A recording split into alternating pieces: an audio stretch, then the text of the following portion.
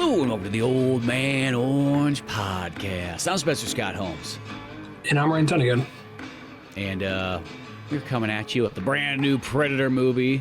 You know, just came out only like maybe a week and a half ago by the time we finally sat down to watch this and so on. But Killer of Killers is supposed to be, what, number 6, I guess, in the list? Is that how it's... Yes, I think so. As the core ones, just including the Alien versus Predator movies. But you got Predator 1, 2, Predators, The Predator, Prey, and then this one. Yeah. And the cool thing is this one's directed by the dude who did Prey, who was also that same guy who did 10 Cloverfield Lane. So he's got a bunch of good, I mean, for, you know, a short filmography, he's got some good stuff like under his belt already.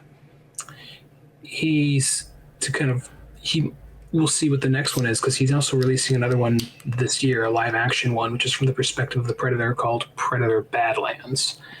And the trailer makes it look pretty awesome. So and apparently it's even doing like some of the there's a human in it. I'm like, I wonder how this human fits in. I'm like, oh, I read something somewhere like the human is actually an android from Weyland-Yutani. And I'm like, that's actually a pretty smart way to, like, they're the same world. We don't got to make a big deal about it. Mm-hmm. You know, maybe there's no guarantees, and if there's going to be like an alien queen or something, and there doesn't need to be. But that's a smart way, because they know they take place in the same universe. Like, okay, that's cool. Yeah, the Fox universe. Yeah, Fox sci-fi universe. Yeah. You know, I'm having a feeling that it is going to try to be leading towards some kind of new Alien versus Predator movie. And really, so far, with this guy's 2 movies, because I think Prey, in my opinion, that's my second favorite of the Predator movies. Like, I was pretty darn impressed with that. I mean, granted, other than The Predator, which we were saying on our Nice Guys podcast, that we got to give that another college try. Just maybe there's something we missed in there, something like that. Because that's clearly my least favorite one, you know. And it doesn't. I didn't think I was gonna say that going into it. I was so hyped for that movie, which doesn't always help when you go into a movie thinking it's gonna be amazing, and then you see it and you're like, "Oh, I was confused. What just happened in that?" It wasn't god awful. It was weird. So yeah, to bring it back to that, because it's Predator related. So I didn't see it in theaters. I wanted to, but then just time got in the way, and then I heard some like reviews. Like, well, sometimes I differ from what the reviews say, and then I heard what you said, and you were like the exact same thing as the reviews. Just like, it's confusing, it's off. I'm like, okay, and I felt the same. Like, I'm prepared. It's been like, by the time I finally sat down and watched the movie, I'm like, I'm prepared, and then I watched it. I'm like, oh no, I wasn't prepared. Like, it wasn't even like god awful. It was just like, there's some weird choices here. I mean, there's some good stuff in it, but there's all like some really cool stuff. But I mean, at the same time, there's a lot of like autism, the Predator's one weakness, you know, or it's like, or the Predator. I mean, I know at some point in this movie, the Predator has like a little like translation device, but at some point it hacks in. It's just like, I am looking for the human, blah, blah, blah, blah, you will face me, or I will, like, oh, this got a little like G.I. Joe-ish here near the end, you know? I don't know why when you said Predator, autism's worst weakness, I thought of the movie, it was like Predator versus the Rain Man.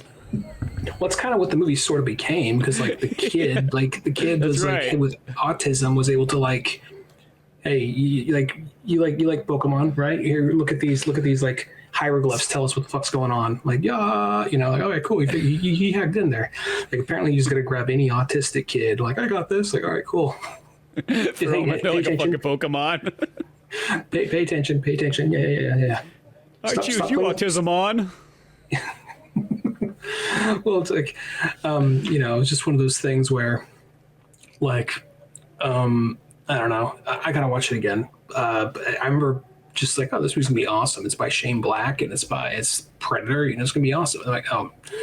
And then Prey came out, and Prey was like, I think I'm with you. I think when I first saw we'll get to it, but like, I think Prey may be my second favorite. And if someone told me Prey was their first, I would understand why. I would totally get why if Prey was their first favorite. But there's just something about how awesome the first one is.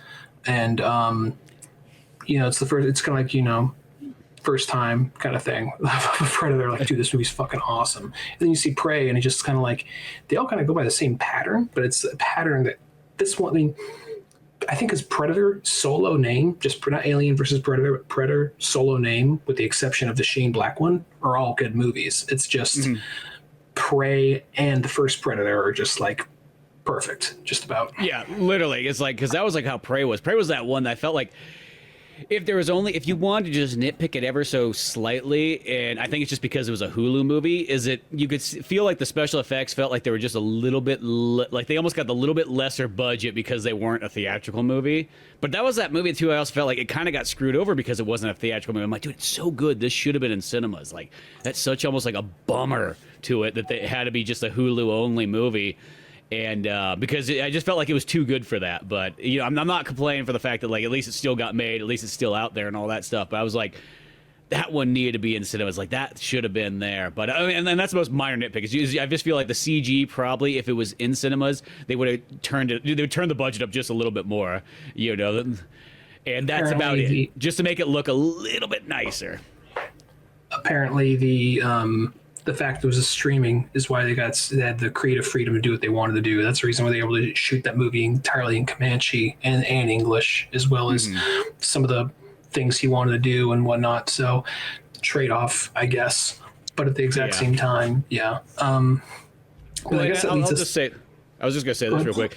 And just going off the other Predators is like, and I still love Predator 2. I know that one was always kind of like the black sheep one for the longest time, where people would just be like, oh, it's not as good as the first. I'm like, dude, I don't know. It's like, it's got Danny Glover in it, and I fucking love Danny Glover. And I know it's like, maybe it's not as interesting if he's fighting a bunch of crazy gang members in LA that for some reason it's gone post-apocalyptic like Mad Max down there. That's okay. Predator's here to solve that issue, to help fight crime. But I still love that one, and I feel like that movie adds a lot of like the extra Predator lore comes straight out of that Predator 2 movie. So here's the thing, and we'll get into this movie proper in a second. Might as well call Predator's a franchise for a second here. I remember seeing clips and parts of Predator as a kid and thinking it was cool, and then somewhere in high school, I'm just like, you know what? I'm just gonna buy this movie and own it and watch it just because I just know that I'm going to like it, and I did. And then eventually I got Predator 2. I'm like, it can't be that bad. And at the time I was kind of like, this is not as good, and this is kind of silly, and this is kind of goofy. In all honesty, it kind of is silly. It is kind of goofy, but I think because it's just so vastly different, but I think there's a little bit more appreciation. So I think it's one of those movies that, like, at the time you're like, what the fuck is this? But then with time, you kind of go, like it's not every movie, not everyone feels this way, but kind of like Spider-Man 3. With time, people kind of go back to that movie. Like, yeah, some choices were made, but it's actually like a fun movie, And like you said, it adds a lot to the lore. And for being like the black sheep, people like nodding back to that movie, even like the really good ones that people keep on like coming out with. They kind of harken back more to 2 than they do 1 by this point. Yeah, I know, because there's a lot of elements there in 2 that are really good. And then I will say this just because we talked about all the Predators, is Predator 3, Predators, the ones produced by Robert Rodriguez. I personally like that one quite a bit too. As I said, I thought it kind of took a cool concept of like, what if we just took all the people and then threw all these, in a sense, killers and fighters and so on like that, and warriors and so on, and just dropped them off on Predator's turf, and they had a fight to survive. And you're kind of wondering the whole way through, like, okay, I get this character, I get that character, but why the fuck did they pick Eric Foreman up? And you're like, oh, he's a serial killer, that's why he's there. Yeah, like, yeah. No, the Predator was actually just a big fan of that 70s show. He just wants to see him. He's brought him. He wants them to reenact his favorite scenes. He brought everyone back because he was hoping that they would just reenact like that 70s show. Like, looked at Danny Trejo. Okay, you're Tesh. Looked at the girl. Like, okay, that's Phoebe. Oh, I guess the Russian guy's gonna have to be Donna. So. It was that one. They must get the same television network out there that they get in Galaxy Quest, and. But yeah, so like there's that, and that movie's great too. I've loved the living daylights out of that one ever since I saw it in the cinema. So for the most part, other than the Predator, and once again, it's not bad, it's just weird, just odd choices throughout it. It's like Predator itself has had a pretty solid run of movies, all the way up till Killer of Killers. Yeah, and Killer of Killers. Just going into it before we go into spoilers of it. Did you like it? I liked it quite a bit. I thought it was really good.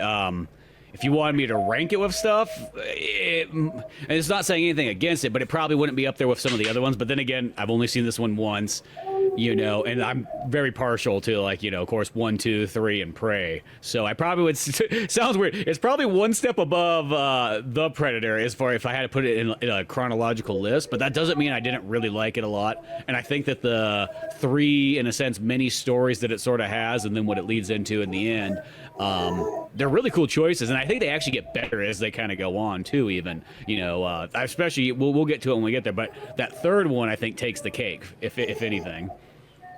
I think it's interesting because for me, it probably goes Predator 1, Predator 2, Prey, Predator 1, Prey. I think this, then Predators, then Predator 2, and then The Predator. Yeah, and that makes total sense because they're all so good. The only one would be weird if someone's like, what's my favorite Predator? The Predator. For someone, probably for a kid, that was his first R-rated movie he went to, maybe. Yeah. And who knows, maybe we'll come back to that movie 10 years from now. Like, it was trying something vastly different, but it was actually pretty good. Kind of like how people look back on Halloween 3. Like, this one's very different, but,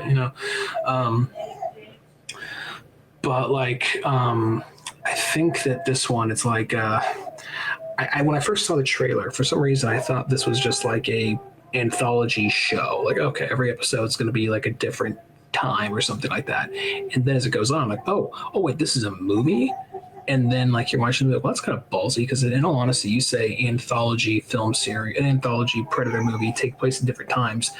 That sounds like some, 2004, 2005 animated DVD tie-in kind of thing, which could be cool. And I think maybe did take a little bit of inspiration from that.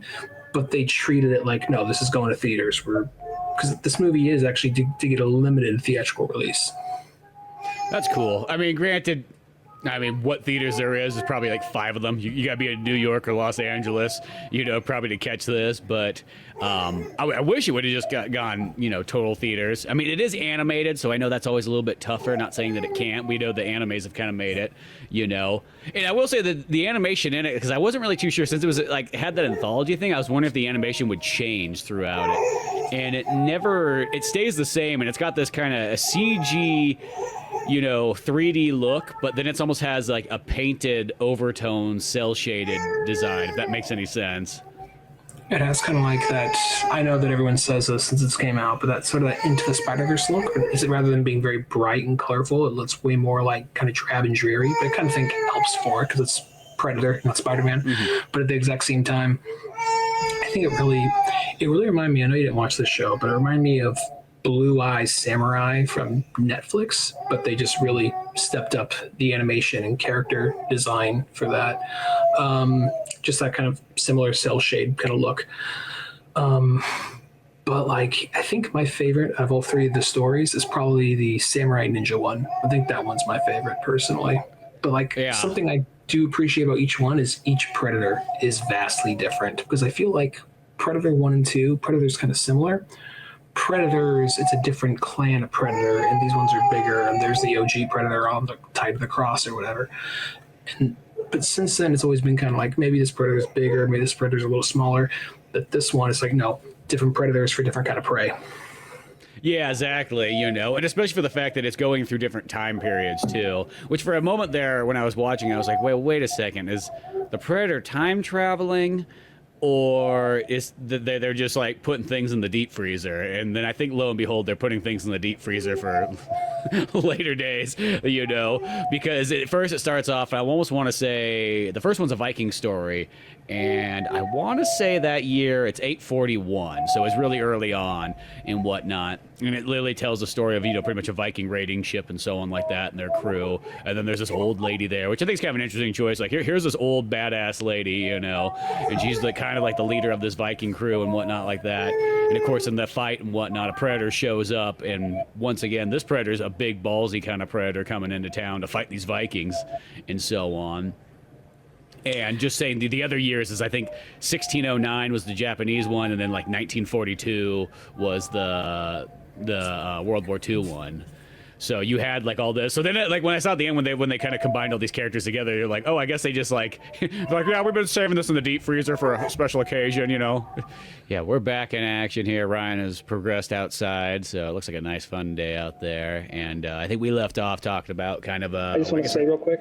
Because I'm outside. Americans are known for being loud, so I've always do my best not to be a loud American. So here I am outside. Saturday night, you know, I know neighbors are out in their yards enjoying their night. They're like, is that American talking about fucking Predator? just yell at the top of his lungs about Batman. Yeah. One or the other, right? Yeah, exactly. But so we're back in action here.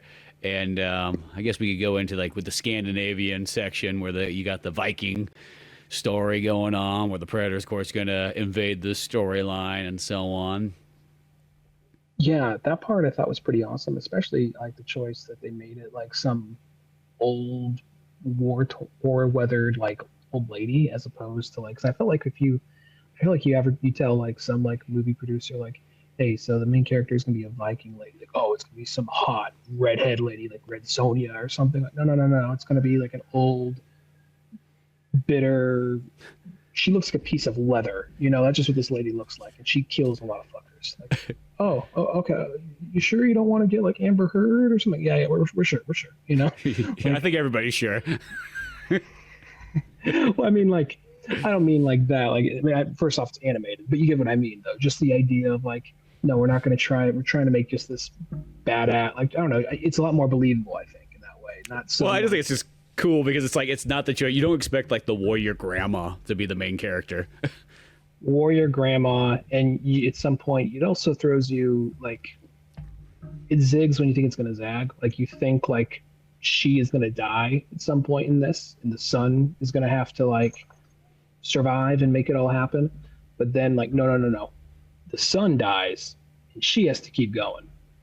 Yeah. There's the boy who's there the whole time, you know, and he's trying to get the life lessons being the Viking. It actually kind of almost reminded me for some reason of like the How to Train Your Dragon character, where it's like, here's this little kid and he's going to learn how to kill, you know. If he doesn't kill, he dies, but he dies for his chance to become friends with the fucking dragon. Yeah. Pretty much. It's like, see, I told you, you're not supposed to be fucking friends with that dragon. The dragon just bites his fucking head off. Yeah, no, it's like one of those things where that whole part was just because I think it's interesting because they do the whole thing where they set up his arc.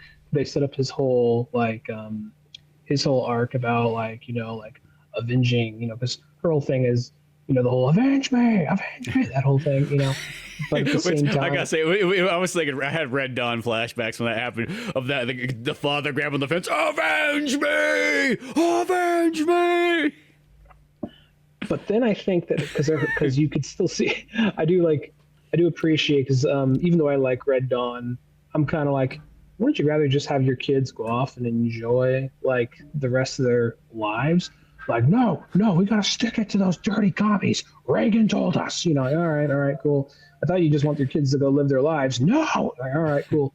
You know, so I want to say I get it more in the terms of like Viking stuff. I kind of get it more in that term. But even then, I kind of like how when the lady comes across the person she's been tracking down all these years, when she comes across them, like, you're expecting this scared, withered old man because time has done its number on him.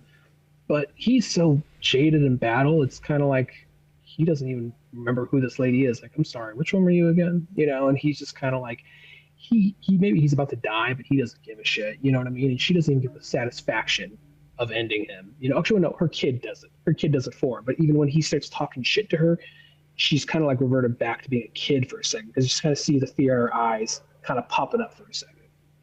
Yeah, exactly. And I thought the kid didn't even like. Oh no, the kid does take. The kid killed. Yeah. There was that previous person before that was like strapped to the tree or whatnot, where they're like, "Okay, Billy, it's time for you to go be a man. You kill this guy. Mm-hmm. He's not going anywhere." Yeah. And then he does it, and then like the guy goes over, and there's the guy's talking mad shit as he's tied to this tree. Be like, "What you gonna fucking do, Billy? Like, you know, that's not my name." You're like, "Well, it's your fucking name now." no Billy's ever made it to Valhalla. Anyone ever tell you that? Yeah. It's no little bitch that doesn't have a beard's ever made it to Valhalla either. Doubt even got pubes yet. Shit. And then that dude gets cut in half. That part was violent. Like, I will say, even though this movie's animated, it's almost like I think it might be the most violent Predator movie. Thinking on it, it's been a minute since I've seen.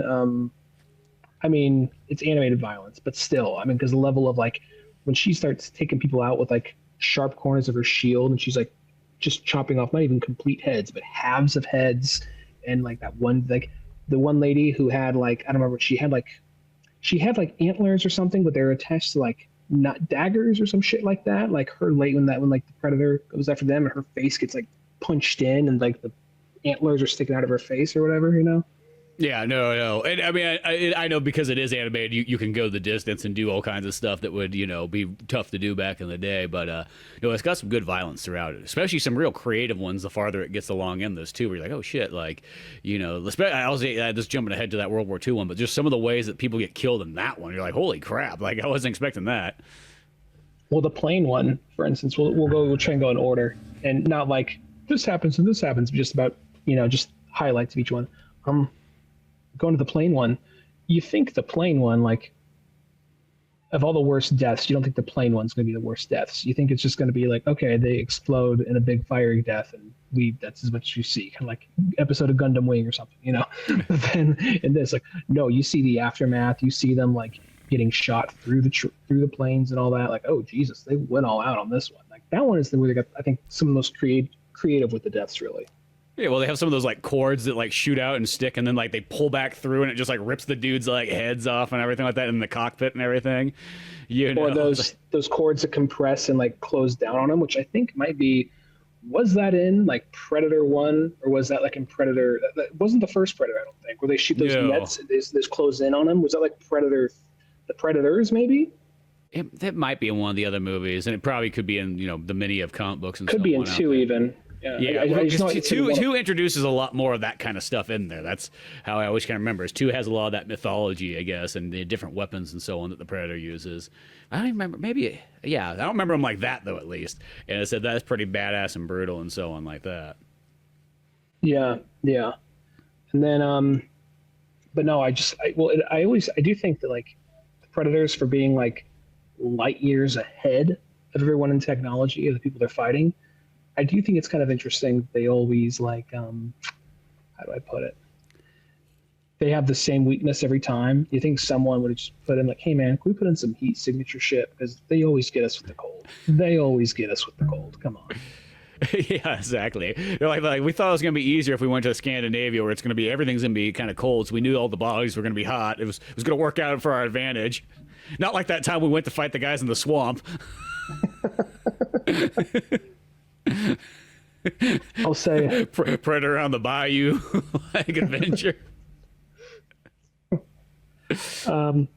Predator fights Crocodile Dundee. That's enough. This is enough, Predator pulls out like a bigger knife that's like laser coated and like vibrates and shit. Like, oh, never mind, Next thing you see his head mounted on a wall. Yeah, speaking of also like, heads mounted on walls and so on. The next one too is like the brother samurai story. Are you something you want to say more? I just want to say something I like about all these is, and I think it's also the case with the first Predator and even Prey. I do appreciate that all these kind of like function as their own movie. Like moving forward, this could be its own movie, and then the Predator cuts in, because when you think back on Predator 2. They're like, it opens up and they're trying to stop like some kind of like, like gang warfare. And then the very beginning, a Predator comes in and kills some guys and then in Predators, they're on their planets. And then I don't remember enough about the Predator, but like, I do like how the first Predator, Prey, and this, they could almost be their own movie. They're doing this thing, their own thing. And then all of a sudden, where the fuck this alien, this camo tech come from? What the fuck's going on? Like, I do appreciate that. And each one of these stories has that. And I think each one of these stories is interesting enough. They could have been their own full-fledged movie. I know it's easier to say that when it's only like a little like 20-minute vignette or whatever. but I think each one of these had an interesting enough concept to be its own movie. But maybe they would have been harder pitches. So they said, you know what, we'll do a streaming thing and we'll make a little like vignette kind of anthology thing with it. Well, yeah, I kind of agree too, because literally I picture the way that Prey's made. Like that's what these, like, it almost felt like the guy had 4 stories, and Prey was like, that's the first one I'm gonna work on, and then almost like he's like, I'm gonna put these other ones together. And they're like, no, just sum them up. You know what I mean? I don't know if that's exactly how it went, but they felt like, yeah, you could have ran with these 3 little individual anthology stories, and expand them out to an hour-and-a-half movie each. And I think there's definitely enough material there and so on throughout it. If you were going to do that, that'd be almost kind of cooler if you could even like take it to live action or something like that and make it just feel like Prey in a sense, like almost like if all those movies kind of went together, and then maybe the 5th movie of them was that you combined all 4 of these characters finally together, like in a, I guess a Predator like Avengers type movie. It's always building towards the team up now. That's right. Which I mean, I wouldn't complain if that was the case. I remember, this sounds weird, but there's that Predators game, the last one that came out, the Predator. I think it was called Hunting Grounds. And is that where it's kind of like Friday the 13th, kind of, where you just have people who are the hunters, you have the Predator kind of going after people? Yeah, exactly. I think that game's literally made by the Friday the 13th people, and it has that kind of style. That's you see it all the time nowadays, where it's like, yeah, it's like some people are pretty much Dragon Ball now too. Yeah, some people are the Predators and so on. And I'll say this, all those games, they're fun for like a day or two, and then you're like, okay, I've seen everything. That's pretty much about all it is, And once again, that Predator one, it was fun for about 2 days. I had a really good time playing it, And then somebody got way too good at playing as the Predator, and then it wasn't really much fun anymore. You would start the level, and next thing you know, you were all dead. It's like, well, there goes that. But somebody already has their spine ripped out.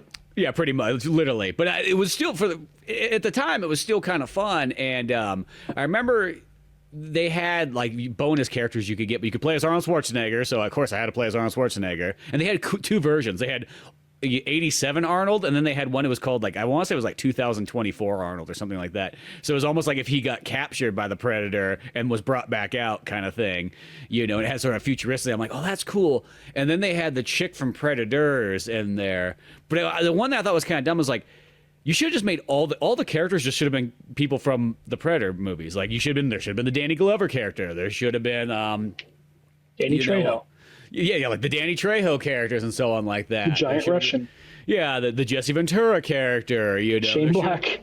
Yeah, the Shane Black character. Like that should have been what all you like. You didn't choose generic kind of like soldiers. It should have been like you actually choose characters from the movies. I think that would have been super cool. Which they technically did that with like the Texas Chainsaw Massacre one. Like everybody you play as in that one is all like the characters from the movie, which I think is kind of cool.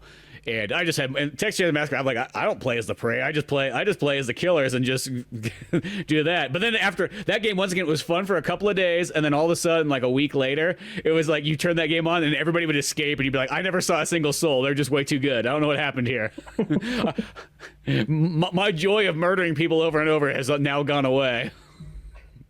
I'm just imagining like Jason or Leatherface is going home and like putting their machete or their like chainsaw in like the umbrella holder, like just goes down and just drops his head like they all got away, man.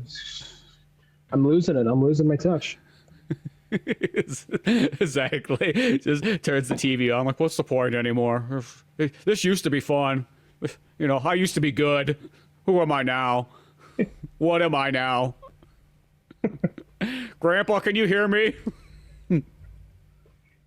Basically goes to the slasher villain, like equivalent to an AA meeting or like group therapy, some shit like that. They're all sitting around.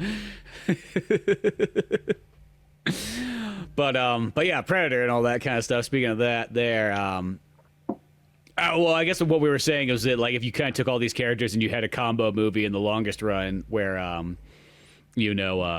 they all came together, which I mean that's what this anthology does. It just does it in the short version, and that's not a bad thing, but you could see where you could, if you had the time, money, and all that kind of stuff, it would be kind of cool to see that as like, hey, this new Predator series, we're going to really make it run for a while, and then you could, whatever that new Predator one is, where it's like the day in the life of a Predator or whatnot, I really would hope that movie just one of those ones where it's like, it just starts off as like, what's this movie about? Well, it's just about Predator. He gets up in the morning, he's brushing his teeth, it's shot like an indie, all like 4 of them just Yeah, He takes his time on those 4 teeth he has. he's like tying a tie. It's shot like one of those like almost like a Paul Thomas Anderson movie. You said Paul Thomas Anderson, but I heard Wes Anderson for some reason. Well, I'll say this: Wes Anderson would work too. Wes Anderson would work too for the vibe I was going with. Everything looks like a fucking diorama. Yeah. Like is he gonna kill anybody in this movie? No, it's just a normal day in the life, you know. He's gonna like polish kill him some next Tuesday. He's gonna polish some skulls while some like 60s French pop plays in the background or some shit. Yeah, he's like the middle management of Predator. It's like that movie. He's like, no, Wes wants to focus on the middle management of Predators, kind of like telling the big, bad, strong Predators where they can go kill, what's their sector, what's that at, but no one respects him, you know. And he's gonna be played by George Clooney, of course, and then we're gonna have like Bryan Cranston's gonna have a bit part, and then there's also gonna be probably someone like Jason Schwartzman is like maybe the secondary lead, I would totally see that Predator movie. Kate Blanchett is like the leading lady, so. But yeah, no, we don't get that. Instead, we go into 1609 samurai days, at Edo period and whatnot. I believe so. 1609 is so. That might be the very early start of Edo period. I was pretty good at this for a second there because of all that Musashi Miyamoto stuff. I was like, okay, here we go. Sekigahara happens, and then we're in Edo period for 250 years, time of peace and whatnot like that. Though for some reason, every single one of these samurai movies, everybody's fighting still. I got to think back, like, okay, it's like just there's a people who are watching like actual like Japanese cinema who learn through it that way, but then you get people who are like, oh, let me think back on what I remember of Onimusha and Rurouni Kenshin, so. Yeah, pretty much. But like, I'll be honest, but most of my Japanese Edo period Meiji era stuff comes from Kenshin, and even that, it's like, well, I know it in the square block with this guy in a pink kimono, what he did. And I know he wasn't even real, but he's anyway, real to me. Yeah.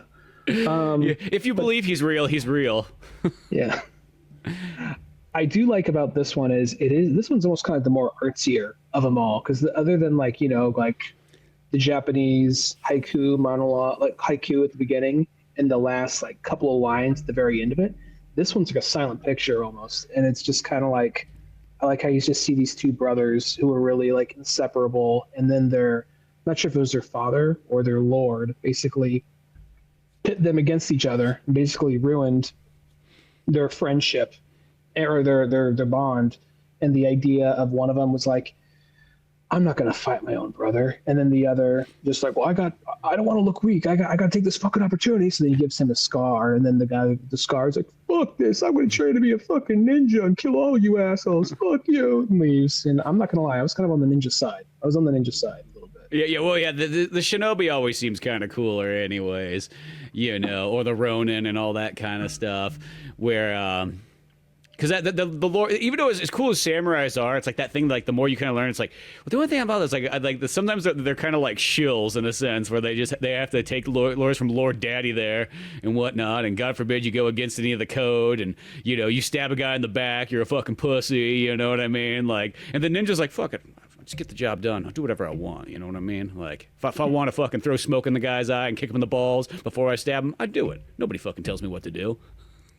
I hit him with a shuriken in the side of the head, then he calls me a coward. Like, hey, well, fuck you, I won. Whatever. If I fucking shoot a Hadouken at his face, what's he gonna do about it? Yeah, I use all the skills in the book.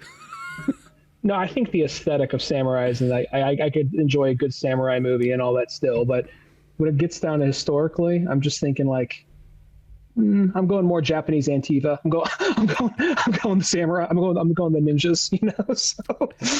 Well, it's that where it's like I love the Ronins. Once again, I'm just gonna go back to that. The Ronins too. Yeah. Yeah, Musashi Miyamoto and whatnot like that, because that was the whole point of that dude's life. He's like, oh, we're gonna go to Sekigahara. It's gonna be fucking awesome. We're gonna be fucking heroes. We're like 17 years old. You know what I mean? We're gonna be badass. And then they're out there. It's like, you know, and the first thing they're doing, they're like fucking digging a ditch in like the fucking rain and shit. There's like dead bodies all around. I'm like, this fucking sucks. This is not what I signed up for. You know, I mean, I want fucking glory and whatnot. And then like when he leaves, it's like, you know, they kind of like escape and like, fuck, let's get out of here. This sucks, you know. And then they get stuck at some other lady's house. That's a long story there. But like when he literally gets back home, they're like, oh, you fucking didn't do anything. You fucking left and stuff, fucking pussy. And so he just starts clubbing fucking people with a wooden sword. And like in real life, he like killed people with this fucking wooden sword. Like they make it out like, oh, it's a wooden sword. It's like, it's less violent. No, he bashed people's fucking heads in with this thing because he's like, oh my fucking way. You guys can't take me in. I know this is based on a true event. What's the name of the movie you're talking about? This one's the movie we watched was the one called Samurai 1, 2, and 3, and they all have like a secondary title, but they're like there's a Criterion Collection version of them, but they're from the 50s. It's like Japan's like one of the first color movies they ever made. Okay, I have to check these out. Was this actually one of the ones? I think I actually remember seeing that in the lineup. So yeah, I have to check. I remember you guys. This was an episode you did on here. Yeah, I did it with Josh and whatnot because he's like, you ever seen these before? I'm like, no, but I've always wanted to watch them. I literally have had them saved for a long time. I even had the Criterion Collection saved on my Amazon one, and then I got really into it, so I bought the fucking 50-hour Masashi Miyamoto like Audible book and whatnot, the one that the dude wrote in like the early 1900s about him, and you know, and. The movies are super fucking good. I kid you not. Like, you know, they're up there with all the Akira Kurosawa stuff and so on. But just the character himself, it's just such a badass as he's fucking like, you know, clubbing these guys all come out with like fucking real swords, and he's taking them out with this wooden sword. He's like, I don't even fucking need an actual sword. This will do the job. And then the book, it's super fucking violent because, you know, it explains things in detail. Just to clarify, I know I said like Japanese Antifa. I know that multiple sides had ninjas. I know that. I'm just saying, just like the like fight the power kind of ones, because I feel like ninjas come across more as like like we said before. I don't remember what episode it was. Like kind of the guerrilla war. I know I'm not saying the same thing as that, but guerrilla war fighters were like samurai, or a little bit more like they have the flashy clothes. Like these fucking simpletons come by with the proper prop posture and all that kind of shit, you know. So. I kind of appreciate the when I get older, I have more of an appreciation. Like samurais are so cool. I'm like, I don't know, fuck them. They're a little too poshy. Let's get the ninjas. Let them do some shit. Yeah, well, because I think in like the really olden days too, like actually for a long time, it's like even Japan. It's like I think I heard this somewhere that they said that like realistically, Japan used to look kind of very down upon ninja stuff. Like, well ninjas are kind of like. You know, they're kind of like, in a sense, like in the category of thieves or pirates type thing, like, you know, but like it was like fucking America's like, dude, this ninja thing's fucking badass. Like, let's put that in all kinds of stuff. And then I think that like Japan kind of went along with it. I don't know if that's 100% true or something like that, but I do know that like in other things, like in the Ghost of Tsushima game and stuff, it kind of explains a lot of that there, where like, you know, Papa Lord or whatever, I can't remember if it's the dude's dad too in that one, but like whatever, he's just like, he's really pissed at his son, like when he fucking starts using some ninja ways, like, oh, you learned those dirty ninja ways from that female fucking you know, this succubus whore taught you how to kick a guy in the balls you know, before you stab him. You know, God, she made you put pants on. Like, what the hell is this? You know, okay, so one night with this lady, you stopped using like a katana. Now you're using shurikens. What? There's no water in this. Was the pussy that good? Was the pussy that good? Actually, Dad, it was. Like, oh, all right, well, shit. Okay, well, you know, you guys are still trying to arrange me a marriage. You guys are still trying to arrange me a marriage, and I'm like 35. Like, oh, okay, good point. I don't know. That's my guess. From other movies I've seen that sometimes, but yeah. I don't know. Or they arranged, yeah. Anyway, like, Dad, I just saved this whole island from the Mongols. Yeah, if you would have done it as a samurai, that would have been pretty cool. Maybe I could have believed in it. It's like you cheated. It's like you put fucking Game Genie codes on and beat the game. Does it really fucking count? But yeah, speaking of that's what all leads us to the samurai tale of two brothers who, like, 20 years later, they finally meet up again, and one brother's a shinobi, Ronin type thing, ninja, and the other one's, now feudal lord, and they finally meet again, and now they're fucking pissed, or at least one of them's pissed. I feel like the shinobi's not nearly the same way. It's like he's almost coming back, be like, hey, brother, and the other guy's like, you fucking left a long time ago, you fucking pussy. There's no dialogue really here, but you can get what they're saying. It's also their angry glares. It's all said. Yeah, but I do think it's interesting when they actually that one. Cause I'm not gonna lie, for a minute I forgot the Predator. Well, he shows up kind of late. The Predator in the story. Yeah, the Predator. Yeah. Sorry. You almost kind of forget for a moment that this is a Predator movie.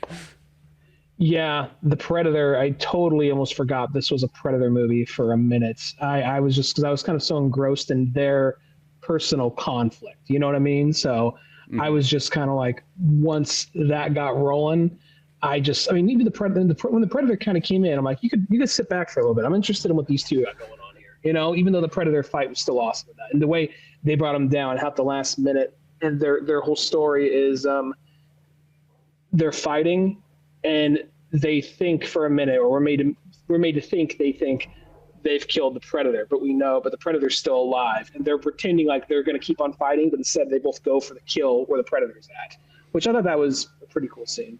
Yeah, well, and also it's like what makes the Predator part coming in there, why that works actually very well, though, at the same time, is the fact that they are fighting each other, and then the Predator comes, and then that kind of like when they realize, what, we work better as a team kind of thing, like, let's get this brotherly love back, you know what I mean? And that's the only way we're going to defeat it is by teaming back up, no matter what, which will also play later into the thing. And, yeah, then they do that cool samurai, blade cross and kill the Predator in that moment, but the one brother, the samurai brother, I guess you would say, not the shinobi one, is wounded and whatnot, and he's not going to make it and so on like that. But they have one more last moment kind of like staring up at the sky and watching the leaves fall and all that shit. And just before he passes out and, bleeds out, they kind of like become brothers once again, which is pretty like cool. As I say, it's a classic Akira Kurosawa style, or whoever the hell, I can't remember exactly off the top of my head, but the guy who directed the Samurai 1, 2, and 3, Yeah. And then when the World War II one comes in, because it's different, because we never really saw a Predator that had an emphasis on like being a like fighter pilot, that's an interesting concept, because we know they fly like these spaceships. We never really seen the spaceships in real big effect, other than just kind of like ominously loom over a jungle or something, Yeah, exactly. And the cool thing is, this one starts off as, you got like a guy who hanging out with his dad, and he works like kind of on a farm, and his dad's like a mechanic and whatnot like that. I can't remember exactly where the heck it says it is. Florida. Okay, so they're in Florida. So by that standard, I'm going to say he's probably Cuban or something like that. These guys are. And, of course, he's racing the car and everything like that. And then, he's having a good old time and whatnot like that, listening to fucking, what's his name? They're playing... I've heard it a million times. If you're watching a 40s movie, it takes place in the 40s. It's probably like yeah. No, I'm not. In the mood. I'm trying to blank on who it's by, but whatever. They're playing that song and whatnot, and then of course the car fucking peters out and everything like that. And the dad's like, "Fucking flood the engine again." Like, told you can't just be driving this thing at 45 miles per hour, because back in the day, just racing through the fields. This thing. It was going 25 miles an hour. You just floored this thing, man. Come on, not to go over 25. What the fuck? So he's like, oh yeah, the Model T situation all over again. Yeah, he's sorry, Dad. I didn't mean to, and whatnot. And he's like, yeah, well, that's okay. You won't be here very much longer. By the way, draft papers. Yeah, I thought I'll say the way because there's the whole part where he just like sits in the car, and he says like his dad does the trick where he just sits in there, he listens to the engine and just goes down a little checklist of his head of what it could be, and then at the right moment like turns the key, does this, and fixes it more or less. I was like maybe it's a callback to some other famous car movie, but I was thinking like, did they just watch Speed Racer? Because I was thinking that's the whole thing in Speed Racer. Like, you need to listen to what the car needs. You got to listen. Like, there's the part where, like, at the end where Pa is like, the car stalls. He's on the tracks. He's like, how can he get out of this? Like, well, if he kicks it into fourth, goes back to this, turns the accelerator on, you know, and it's like, you know that. Does Speed know that? And they just look at each other. Then he just like sits there, listens to the car, like, De Ex Machina, does it, and then all of a sudden, you know, wins. But like, so I'm wondering if that's just a famous thing. It's like a kind of like a Deus Machina thing that's been passed down in like car or like movies that have an emphasis on like the vehicle or something, or if they're just like, I really like Speed Racer, I want to homage it in this Predator movie. Well, I do think with like a lot of car stuff, it's like when it's like you almost have to be one with the machine kind of thing. That you see that in a lot of racing movies and so on like that. You know, they make that kind of connection that, you know, anybody who's really into vehicles and so on like that, you know, or even like, I'll say, it's just sound weird, but it's like, there's that line in Dukes of Hazzard, the live action, well, I said live action movie, like it's a fucking animated one beforehand. Dukes of Hazzard, the Sean William Scott one and so on like that, where when they get the new General Lee and stuff, he's like, what are you gonna do with that car? He's like, oh, I'm gonna fuck it. You know, like that's like how much he's into the car. That's probably on the unrated. Yeah, it's on the unrated one. I think in the original version, he's like, well, I'm gonna make sweet love to it. Yeah. No, I can make sense. I get it. And then, you know, because he had to have his arc somehow, and then, you know, he wants to be a pilot and all that. And he's a good pilot, but he's not actually a mechanic, and he keeps on like pushing all these planes to their limit, and his like commander or whatever, or major keeps on telling him like, hey, you keep on pushing these things to their limit, so you're not a real pilot until you could actually fix one of these things that you keep fucking up. You can't take it up into the sky.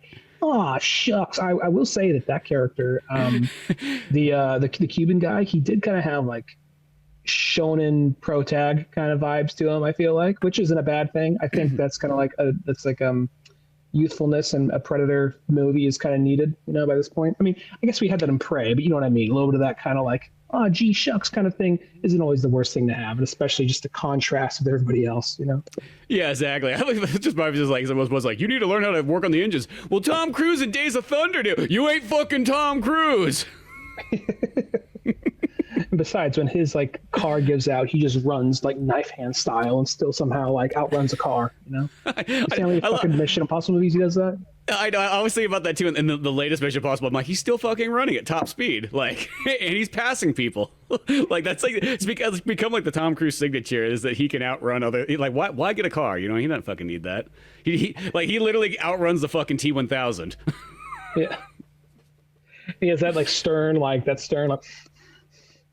you know, like Scientology focus face, you know. Yeah, in the new Mission Impossible, he also swims from like the depths of a fucking submarine underwater, and somehow, somewhere way, like they keep giving like, dude, you're gonna have to like depressurize. It's like, you know, all this kind of stuff. It's like you've seen the fucking deep before, you know. It's like, well, yeah, whatever. And it's just like, no, he just fucking swims up to the top, no problem whatsoever. And I was like, it's Tom Cruise, so I guess I can believe it. But if it was anybody else, I don't know. That's stretching a little bit far there. Anybody else, I don't know how they fucking survive fucking the Arctic depth in a fucking Russian submarine when you're supposed to depressurize yourself. It's like probably like, you know, 5 degrees Celsius in there. Like, Jesus. That manlet is God's greatest miracle or greatest mystery, you know. Yeah, exactly. It was one of those ones for a real modern movie. I felt like it was a real like stretch there. I felt like, you know what I mean, of like disbelief. And the fun thing too is they literally lay out all these tools that they have that's like explains it right beforehand. And of course, you know, if something goes wrong with the equipment, but Tom doesn't need equipment. No, Tom's got Tom powers. You know what I mean? He's got Scientology God watching over him. Who do you got watching over him? Or you? He's got L. Ron Hubbard down his back. Yeah. Yeah. But no, the going back to the actual Predator movie, I do think that whole part was pretty cool when, you know, he comes across like there's something in the sky that's taking out their planes. They don't know what it is. And where did that battle take place? 'Cause I feel like whenever they do World War II, it's always, you know, like France or Germany. Where was this? So this one was North Africa campaign. Yeah, because I don't feel like many movies do have an emphasis or focus on that too much. So I thought that was pretty cool. No, that's what I like too, because that's actually that's like the area where my grandpa was when he was a pilot in like World War II. Was in the North Africa and Italian campaign areas. So I thought that was kind of neat there. And even like video games, it's really rare. Like that's why there's that Medal of Honor Underground, the second one on PlayStation 1. I always thought one of the cool things about that game is that like there's a lot of levels in it that are in Africa. You know, I mean, of course, I'll say the big one, if it's not like a World War II-esque war movie, it's more just happens to take place during it. Casablanca, of course, you know, but yeah, a lot of times you don't see as much stuff there, and I always think that's kind of neat. I take that back. I think that Sniper Elite 3, I think that one's all in that North African campaign, but it's still rare. In this one, even the way he manages to kill the Predator is like, we got to freeze the engine. Yeah, these things in the fucking cold, they got millions of years of trying to kill fuckers. You think they like get this down, but every fucking time, I guess there's one thing. I guess Superman's got kryptonite, and like Predator's got like, you know, like, I don't know. Were you in the fridge? All right, cool. Yeah. It is kind of a weird, goofy weakness that they sort of. It's like that thing that like you don't question it that much in Predator 1, and Arnold Schwarzenegger slaps all the mud on him and everything like that. It's just enough to kind of get by in that movie, but then it's like it sort of sticks from that point on. You're like, In Predator 1, it kind of makes sense because the gear gets messed up, if I'm not mistaken, too. So it's like that. And then in Predators, they actually do the reverse of that. When Predators, it's Adrian Brody like sets fire around everywhere. So it's kind of like he blends in with all the heat. That's right. Yeah. So yeah, but whatever. In this one too, it's like, because that's what he's doing is the Predators. And I don't know why I had, for some reason, okay, he's flying in a Predator spaceship. But at some point, I don't know, in my mind, I pictured the Predator flying up like in like a P-51 style Mustang plane. Just, I don't know, it made me laugh just picturing like him flying a World War II plane and just the Predator fucking looking over. I don't know why. It never happens in the movie. There's no real reason for it, but for some reason I couldn't help but imagining like the Predator was going to be just flying one of these planes along with it. And just having a goofy fucking look on his face as he's in this technology. Like right before he crashes, he just looks into the camera. It blows up. I almost kind of wish the Predators were just flying planes and like don't explain it, just like be like, well, you know what, you know, we crashed our ship like Independence Day style, but we got out and we took these other planes that just happened to be lying there from the Germans or something like that. I don't know. You figure it out. We're working in there. I believe they could given their tech, I believe they could figure out how to work like a human plane, but at the same time, I like the idea, I like that they were using their own, just because we haven't seen like I remember there's a scene in like Shane Black's Predator where the ship's flying around. I don't remember if it takes anything out exactly, but I remember it's flying, like they turn on, I remember there's one little thing I remember that was cool. They turn on like the force fields around the thing, and like it cuts some dude's legs off as the force field comes on something like that. But beyond that, I don't really. This is the first time I think they had a real emphasis on like aerial dogfights. Yeah, no, it definitely is, because I can't even think of it in any of the video games or anything like that. Not even Alien versus Predator or any of those ones. So I thought that was really badass. I think that's probably why this scene stood out to me more than all the other ones. Where, don't get me wrong, I like the first two stories quite a bit. But they almost feel like that seems kind of like what you expect. You know, who's the Predator going to fight? He's going to fight a samurai. He's going to fight a Viking. That seems pretty much like easy like stuff there. And then, of course, I know World War II is almost kind of like it's an easy go-to for, of course, stories and so on like that. Of course, we see a lot of World War II stuff. But the fact is, I've never seen a World War II aerial dogfight that involves a Predator as well, too. Like, so I felt like that felt like pretty unique in itself. I mean, the only other things I have to say, if you want to make it feel slightly more unique, I guess you could have made it World War I. That would have just gave it that little bit of extra edge because you just don't see as much of that stuff. But in World War II, it still totally works. And the fact of how they go to battle it. And, of course, you know, the kid learns that, like, hey, we got to freeze this engine. And I think his CO or whatever is played by Michael Biehn, if I'm not mistaken in this part here. That sounds about right. He sounds like kind of like a legacy person. They would, even though he was never in a Predator movie, he sounds like someone who would eventually be in a Predator movie, you know? Yeah, really. Yeah, but he's in a Terminator movie, you know, so close enough. An Alien. Yeah, and Aliens. And Yeah, I had all kinds of things and so on like that, and Tombstone and so on. Yeah, like I like the thing at the end because they went from being like this could have just done like a hey, isn't this a cool little anthology where it's like 3 vignettes at different time periods when predators came to Earth. Like, yeah, that's cool. That's cool. I wish there was more to it, but that's cool. And then it's like, no, they all collide together at the end. And they're all, like you said earlier, they're all like taken out of, they're all, after they win, predators get petty. Like, oh, you think you're so fucking cool, huh? Well, let's try this on our turf, all right? Yeah, you guys fucking fight each other, Yeah, and then we're just going to capture you and throw you in the deep freezer. How do you like that? Be hanging out some ham hocks. right next to the Tostitos, all right?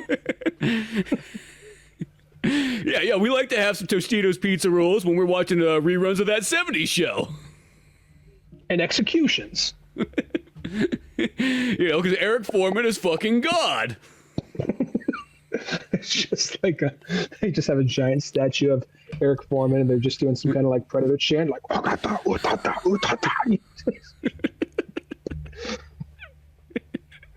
That's why we fucking invite him to our planning.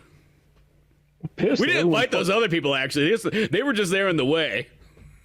Yeah. The reason why that one predator killed him is because, well, he wasn't really that big of a fan of that 70s show. That's why he was exiled. That's why he was exiled out of that group.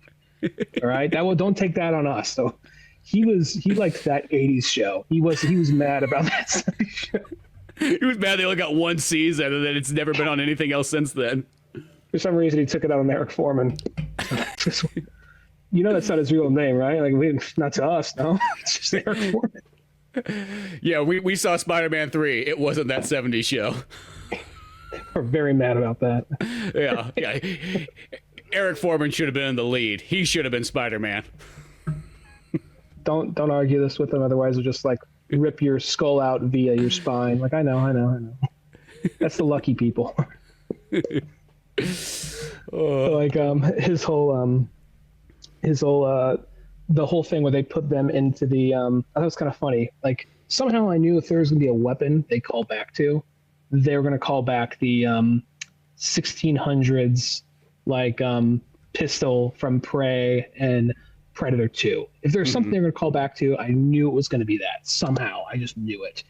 And sure enough, when they all get like I feel bad for the kid because he's dealing with a samurai. He's dealing with a Viking grandma that's built like a freaking like tank. And then he gets this little like 1600s little like gunpowder pistol.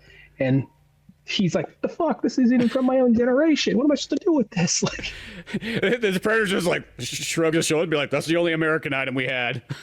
Yeah.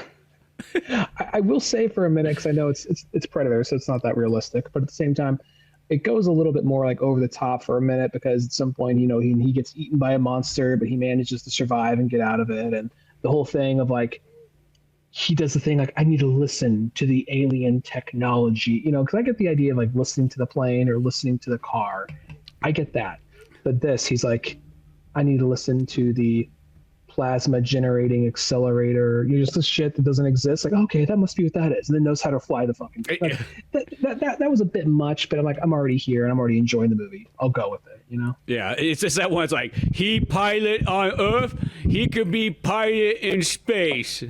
Don't question.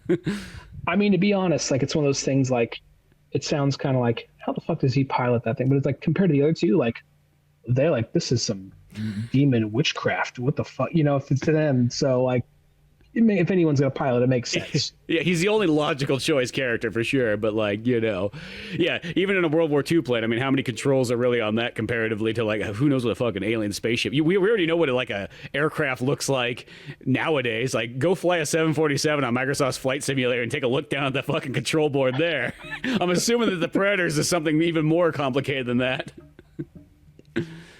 I do like that this is a pretty simplistic movie, and I don't think it's anything too heavy or too deep, but I do think that the characterization, I kind of like the follow-throughs it makes through with the lady, how at the end she kind of has this whole like we must die in battle or whatever, and then seeing the I forget his name, but the young pilot guy kind of stick his neck out for her and help him out for a minute. It reminds her of her son. And then suddenly her mama bear instincts kind of kick in. And then she's kind of like, instead of being like, avenge me, when she kind of like makes the sacrifice stay behind, she says, don't avenge me. Kind of like this, go on, live your life kind of thing. Don't let your life be consumed by revenge for me or whatever, you know? But I also really liked that. I'm sorry, I'm rambling. I'll give you a chance to comment on that. Sorry. Oh, no, I was going to say, well, I was just thinking, because there's that part where she says, don't avenge me, and she jumps down. I actually thought she was going to jump down and just, it was going to be one of those scenes where she was just going to kick more ass and so on like that, but then she was going to die right there as they're kind of flying out, you know. And of course, our samurai guy at this point is already, he's lost an arm, he gets blown off and everything like that. And it's kind of surprising that he, like, I almost would have thought he would have been the one. I mean, it makes more sense story-wise why she jumps down there, but it's like, he's got no fucking arm now, like, you know what I mean? Like, you know, like, but he gets on the plane, or the spacecraft with his name's John Torres, our pilot guy, and we're flying off, and she jumps down there, but she just jumps down there. She doesn't fight. She just like literally or pretty much, you know, gives up and gets arrested or whatnot, and goes back into cryo sleep. I think she gets down there because she severs the chain that's holding them back. Yeah, and then she has this. She kind of gives I think she knows, because one of these things is super hard, because she just had trouble with one of those things. So the fact that she's surrounded by 8 of them, and she just gives a defiant, like, fuck you, you know, what you going to do about it? And then I think that, like, I think they grab her by the neck or something. I don't remember. I actually saw it like almost a week ago by now. But like, but then she gets cryo sleeped, and then the big twist, they go by in the cryo chamber, and I think someone said there's like an alien queen. I didn't see that. Maybe that makes sense. Or that makes sense if there was one. And then you saw a couple of rather random alien creatures, but then the big one is the chick from Prey is in one of those containers, and then credits. And then I'm like, okay, sold. Yeah. The only thing that would make me more excited is if you put Danny Glover right next to her. Well, here's the thing. I actually heard, this is exactly where my thought went, and I heard Double Toasted talk about this movie, and Corey was saying, you know what, I'm really sick of nostalgia and callbacks, but this is an exception I'd make. Get Arnold's old ass in this movie. Bring him back, because he's going to be animated. You can make him look like he did in the 80s, like he's been cryo frozen, and you can get like Dutch from that time period, and you can even get Danny Glover. You can get anybody. You can bring anybody back this way. Well, and I'll even go back to that Predator Hunting Grounds where they had like the bonus skin where it was like the night, or I think I want to say 2024 is what they called, or maybe something like that. But it was like that kind of Arnold look and whatnot, and the kind of the futuristic, like it was older Arnold, but it was almost like if Arnold was in a movie nowadays. I was like, you could literally do something like that, and that's actually, I hate to sort of say it, but that's almost probably the best thing for any of those old. I know it probably seems a little bit weird for them, but like really, it's like one of those ones like, why don't you just grab all the old guys and just be like, here's the thing, you just get to do the voice part. Grab Jesse Ventura, grab Arnold. Well, that's just he's dead, I guess. You know, I take that back. You know, I was thinking for like the game wise, but whatever. Just grab Danny Glover, grab Arnold Schwarzenegger, grab the girl from Predator 3. They don't have to be in there acting wise, but it's like that's the perfect thing you could do. I mean, this kind of goes along with, you could say this of a lot of other action movies. You could literally make like a really badass like Rambo movie and just have it be animated nowadays, and Stallone could still come in and Stallone it up. You know what I mean? But like, in a sense, it would be like, it's like the easiest thing to do when I guess you're 80 years old is that, yeah, you come in, just do the voice.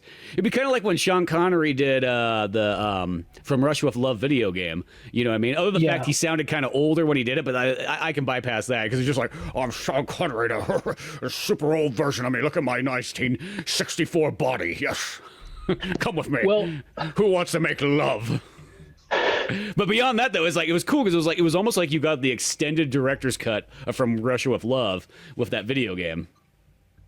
Well, it's also like, I think that would be perfect for this franchise. I mean, I think it's smart. It's almost kind of like maybe Predator Badlands would tie in. But I think doing like a little side animated project, I'm not saying all Predator movies from here on out should be like animated anthologies or something, but I think that like maybe like the next one doesn't have to be an anthology, but it continues this story with the guys we have. And then Not sure if you see it back there. My dog was going after something like a cat or something. Anyway, she's on the hunt. She's on the hunt for a predator, you know.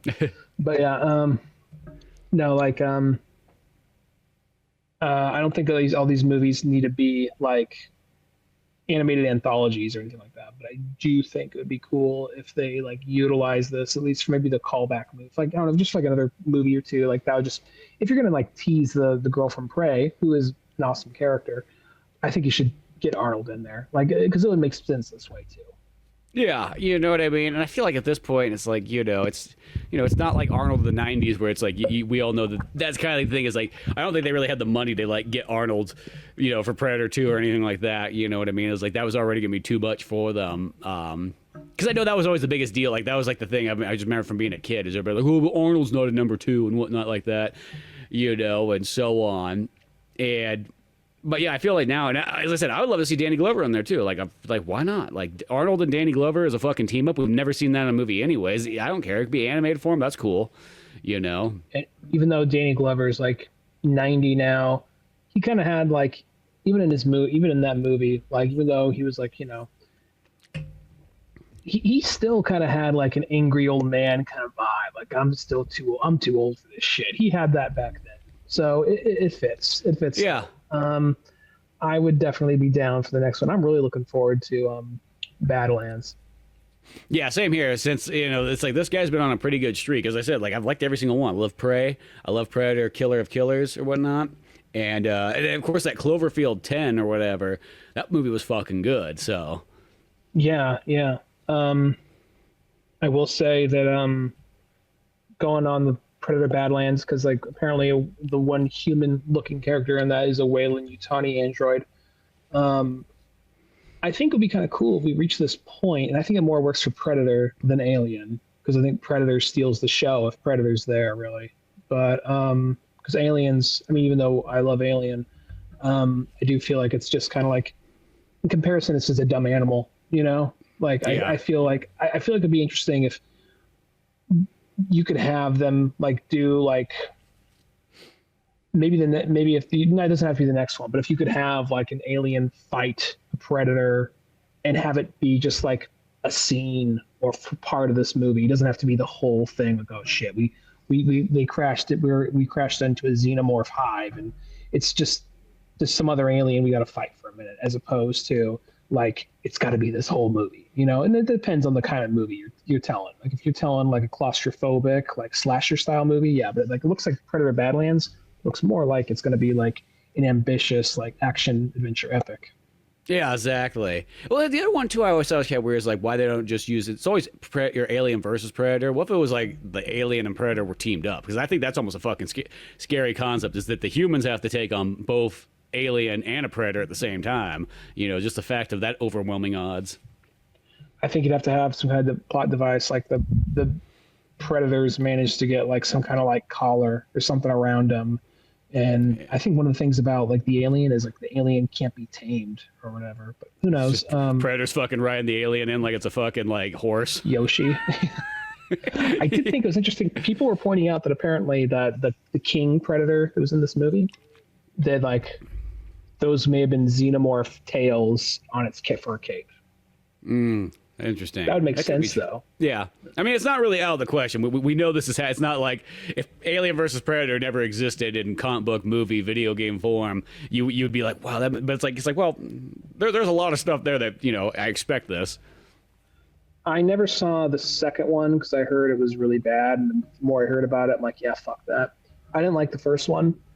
I do think, though, the next one they do, if they kind of go down this path, I heard the most recent Alien movie wasn't amazing, but it had some good moments, good things about it. Oh, Romulus? Yeah, I still got to check it out because I heard... I'll say this, it's one of those ones, the alien, it's like the alien's acting job is great. It's everything you'd expect from an alien. The alien, the monster. The monster's great. The kids are very unrelatable, I feel like. It's one of those ones, like, I was like, And then also it felt like it was really racist at the same time, like in a weird way, like just the way that it was, where it's just like, you know, the girl has her, you know, black android friend, and he's kind of like special ed in a sense, and so on like that. And then he gets smart, and then she's like, well, I don't like you smart, you know what I mean? Like get that take that stupid chip out from the Alien 1 movie and put that regular one back in there, like, you know what I mean?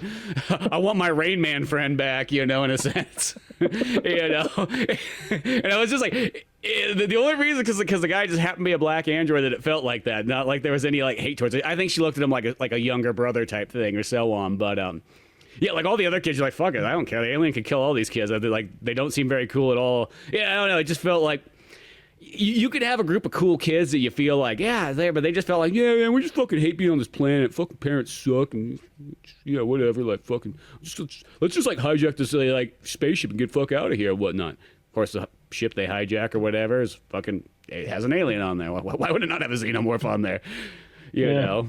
But like, as I say, it's not god awful. It's just my least favorite alien that they've ever made. Really? Okay. I guess, well, one thing is, like, because Alien 1 and Aliens, those are the ones where it's just like, no one was being really stupid in that. Everyone was just kind of like a victim of circumstances, you know? And like, you know, where I feel like a lot of them go on like dumber shit, kind of just, they just do dumber shit. They get dumber for some reason, a lot of them. Even like Alien Covenant, like they were doing really stupid shit in Alien Covenant.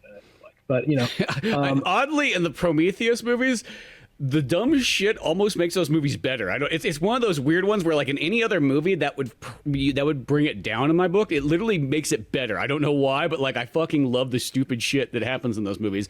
Just like in the first one, I know we brought this up so many times, but the fact that they land on this planet, they're there for fucking like half a day, and that guy's so pissed. He's like, we're in the one fucking cave, traveled fucking 5 years across space. Fucking stupid. There's nothing here. We didn't find anything. I was like, well, we could search. We literally we could be here forever. We could search for all kinds of. No, let's get back home. Like, fuck, this is dumb. This is stupid. Well, it's also like the whole part where this goes into the second one, not that one, but the idea of, yeah, we saw one cave, and we didn't find like the alien space gods. You're pissed off. There might be, the alien space gods might be in a different cave next door. Fuck it, what's the point? Like, all right, cool. But then like the second one, where there's like the serial killer alien, a serial killer android by Michael Fassbender, flat out lures a girl in to get murdered. The head like engineer or officer or whatever comes in, sees her like severed head floating there, and he's all like, "Did you do this?" Like, "No, but I didn't do anything to stop it either." "Oh, well, where are you going?" "Down this dark hallway. Want to come?" Like, well, I mean, oh, okay, sure. Like, so why didn't you stop my friend from dying? Like, well, you know, philosophical shit. Like, well, that's kind of fucked up. Well, life's fucked up. Facts. Okay. You know, and then they come across the alien bug pod things, the facehugger pods. And he's just like, dude, check this out. Like, I don't know, it looks kind of ominous and threatening. And I just watched you like sacrifice like one of my troops to this thing.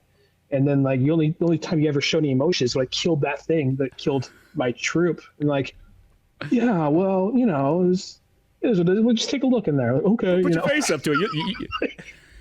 Just gonna give it a hug. Don't worry about it. Yeah, no, just like it's just the level of like I was just like, what the fuck?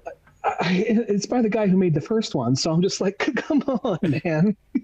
Yeah, I fucking had Danny McBride writing the script and everything too. But it's one of those weird ones though. It's like that's like that thing where it's like, as dumb as that stuff sounds, like I don't know why. It's like it makes the movie so much fucking fun for me. If Danny McBride was just playing like his character from East Side Bound and Down the whole time, like then maybe it would all make more sense.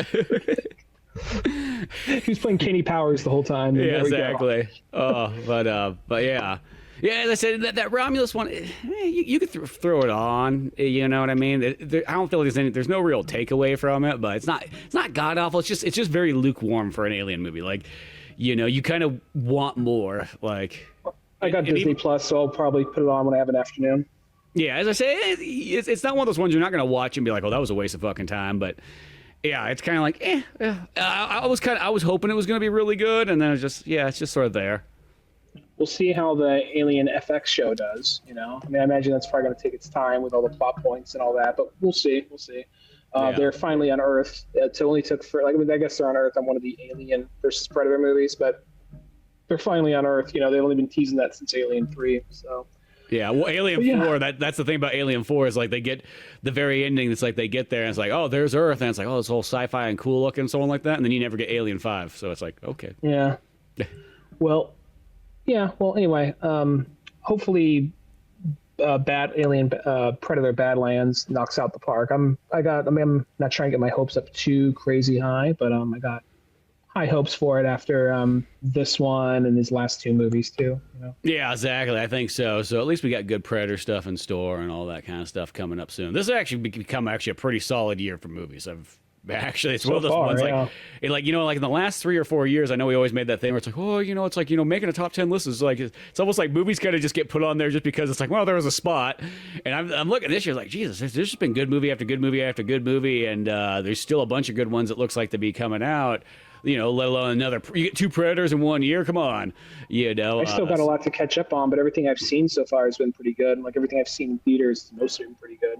Yeah, like I literally could probably make a top 10 list already. Like I literally probably have stuff. So it's gonna be one of those years where people are gonna get, or movies are gonna get demoted. Like that's what's gonna happen. Like, well, you're a good runner-up, but maybe you're not exactly number 9 anymore. I have a feeling because. I've been lucky. The only movie that I've seen this year that probably couldn't go on my list just because I even still liked it was probably Captain America 4. And I liked it, but I just know it's not a top 10 movie. You know what I mean? Yeah. No, that's how I felt too. I enjoyed that one, but it was, I already kind of knew it was like, that's not going to make the top 10 list. Like I could tell even by that point when there was only 5 movies out. It's like, it's good, but it's, it's just kind of, because really I'll say if you had to choose between that one or fucking the other one that came out a month later. Thunderbolts? Thunderbolts. I would say Thunderbolts outweighs probably Captain America, but... Yeah, definitely. But yeah. Which I never thought I'd say that as a Captain America fan. No, that sounds like blasphemy to say that, but, there it is. I mean, it's got a partial Captain America character in it, I guess, so... Yeah.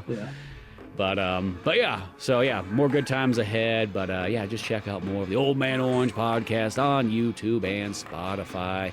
Till then, I'm Spencer Scott Holmes. And I'm Ryan Dunigan. And we'll see you some other time. Later, folks.